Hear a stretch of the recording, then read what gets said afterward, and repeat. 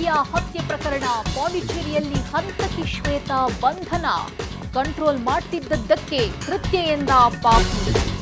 ಹೃದಯಾಘಾತಕ್ಕೆ ಉಸಿರು ಚೆಲ್ಲಿದ ಪತ್ನಿ, ಆಘಾತದಿಂದ ನೇಣಿಗೆ ಶರಣಾದ ಪತಿ.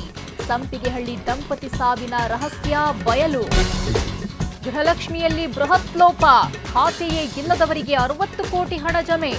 ಲೆಕ್ಕ ಪರಿಶೋಧನೆ ಸಂಸ್ಥೆ ಸ್ಫೋಟಕ ವರದಿ.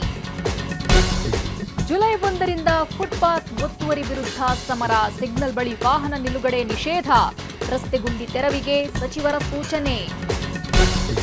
ಸಂಜೆಯಿಂದ ಮಧ್ಯರಾತ್ರಿ ತನಕ ಮೆಟ್ರೋ ಪ್ರಾಬ್ಲಮ್. ಲಾರಿ ಏರಿ ಹೊರಟ ಪ್ರಯಾಣಿಕರು.